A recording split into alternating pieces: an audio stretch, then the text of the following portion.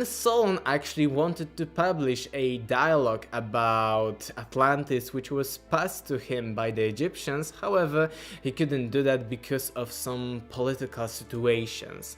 And this knowledge was handed down by Solon, and it happened to be in the hands of Plato.